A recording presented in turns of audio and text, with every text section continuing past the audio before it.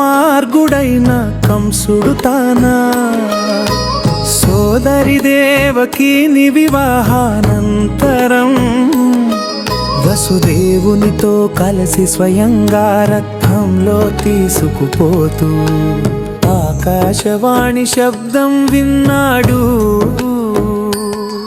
హే కంసాని చావు నీవే నడిపిస్తున్నా ఈ దేవకి ఒడిలో జన్మించే 8వ బిడ్డ చేతిలో ఉంటుంది.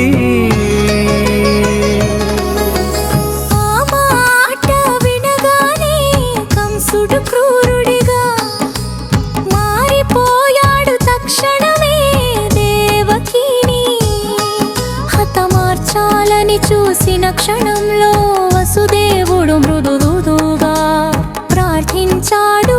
అయ్యా నా భార్యను నీవు చంపవద్దు, పుట్టే ప్రతి బిడ్డను నీకు అప్పగిస్తాను.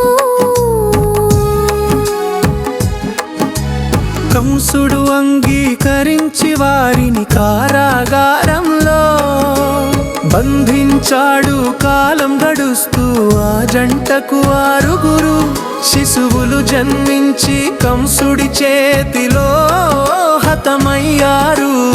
7వ బిడ్డ శేషుని మహిమ వల్ల రోహిణి గర్భంలోకి వెళ్ళిపోయాడు. ఆయనే బాలరాముడు. ఆ తరువాత భాద్రపద మాసంలో అష్టమి రాత్రి రోహిణి నక్షత్రంలో దేవకి 9వ నెల ప్రారంభమైన రాత్రి నిశ్శబ్దంగా కారాగార గది లోపల అద్భుత కాంతి ప్రకాశించింది. ఆ కాంతిలో పసిబిడ్డగా శ్రీకృష్ణుడు జన్మించాడు.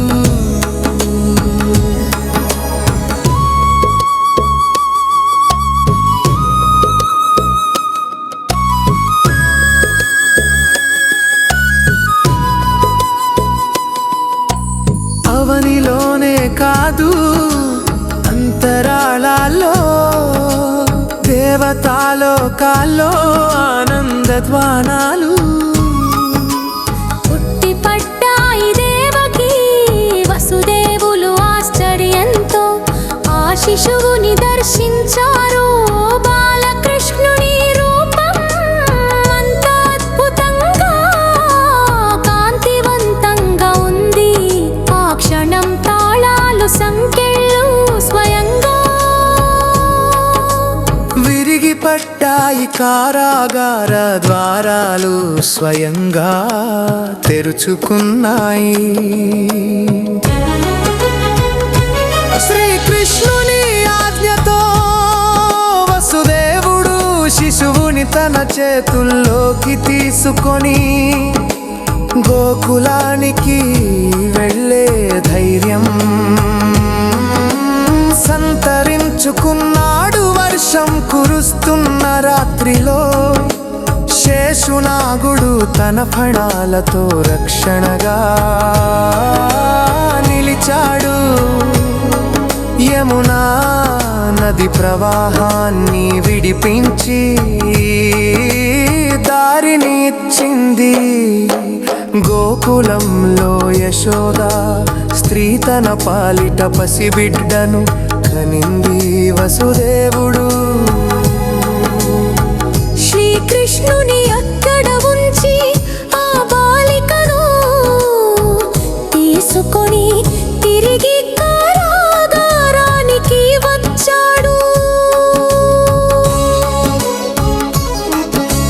కంసుడు పసిబిడ్డను చంపాలని ప్రయత్నించగా ఆ బిడ్డ ఆకాశానికి ఎగిరిపోయి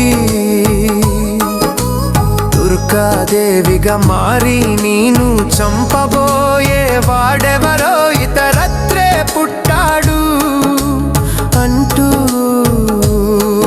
అదృశ్యమైంది. అలా శ్రీకృష్ణుని